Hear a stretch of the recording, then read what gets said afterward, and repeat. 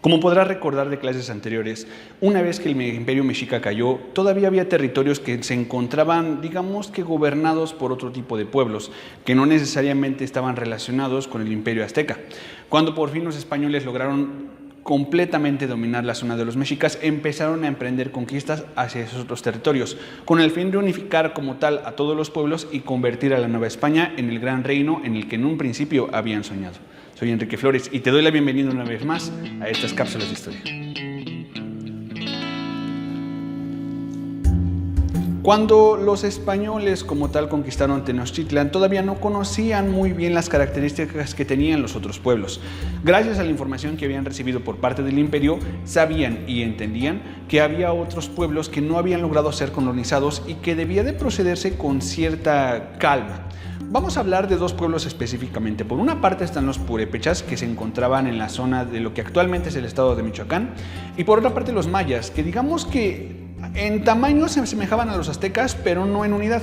Mientras los aztecas mantenían un gobierno hasta cierto punto muy bien controlado, con ciudades satélites y con correspondencias de información, los mayas los clasificamos de esa manera, pero no eran un pueblo en sí, más bien eran un conjunto de pueblos que a veces estaban bien y a veces estaban mal, pero que nunca habían podido ser abordados con eficacia en términos de conquista. Bien, vamos a partir de ahí. Entonces empezamos con los purépechas. Los purépechas como tal eran una nación de guerreros. Digamos que si resistieron las invasiones de los aztecas, no fue tanto por su economía, sino por su voluntad de pelear. Entonces las primeras aproximaciones que se tuvieron con ellos fueron de carácter amistosos.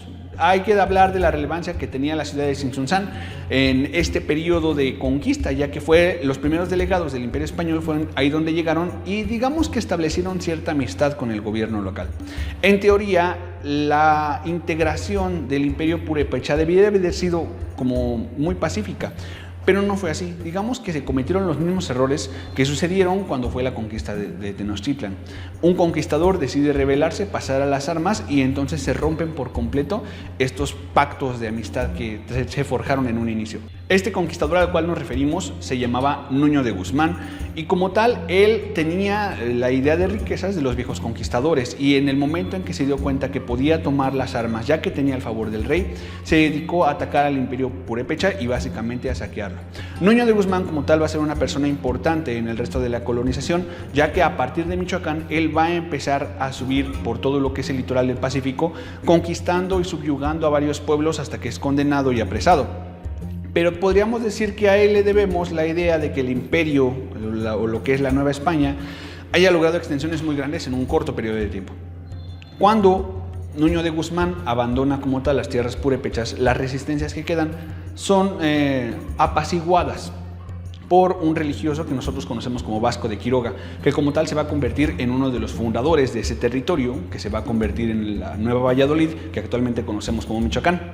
Por el otro lado tenemos la cuestión de los mayas, y los mayas es mucho más difícil, ya que las tierras que se encuentran al sur de nuestro país tienen un clima húmedo, pero muy húmedo, y el terreno como tal no es tan sólido como lo es en la parte central que dominan los volcanes y las rocas. Entonces los españoles que se movieron hacia ese lado tuvieron muchos problemas para poder atacar o subyugar a los pueblos mayas. Digamos que la parte más estable terminaba en Tabasco y de ahí la península era de carácter intransitable, ya sea que llegaras por barco o por tierra, en realidad era muy complicado hacer el proceso de conquista.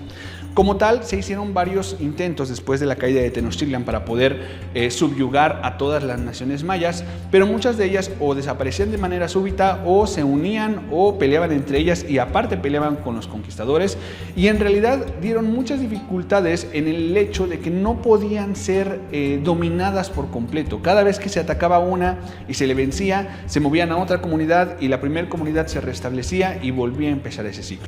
No fue sino hasta 1542, y estamos hablando 20 años después de la caída de Tenochtitlan, que como tal los esfuerzos de la corona española rindieron efectos y la zona de la península fue pacificada. También hubo grandes problemas con los indígenas que vivían en Chiapas. Hasta la fecha digamos que esos problemas aún persisten. Si recuerdas nuestra clase en la cual hablamos de la percepción de los indígenas como tal de la actualidad y nuestra relación con ellos, te darás cuenta que la comunidad de Chiapas posiblemente es una de las más grandes en cuestión de números de pueblos originarios y que no se llevan nada bien con las personas a la actualidad. Y eso data desde los tiempos de la conquista, porque muchos de esos indígenas chapanecos fueron perseguidos, fueron calumniados, fueron saqueados, e incluso aunque los conquistadores mandaron después religiosos como Fray Bartolomé de las Casas para poder unirlos de nueva cuenta, ellos dejaron de copiar por completo e incluso se dividieron entre los que estaban a favor de la iglesia y los que estaban en contra. Esa condición persiste hoy en día. Con los territorios de los purépechas y de los mayas ya bajo dominio de español, estamos llegando casi a la mitad del siglo XVI y la Nueva España por fin está constituida como un gobierno formal. Y entonces ya podemos tratar de examinar las estructuras que prevalecían dentro de ella, ahora ya con todo el control que tiene la corona, con un Cortés que ya está depuesto y con una formación que va a durar por los siguientes 300 años. Imagínate, suena poca cosa, pero en realidad había gente que nació y falleció, cumplió todo su ciclo de vida y la Nueva España parece eterna. Pero eso lo estaremos hablando en nuestra siguiente cápsula.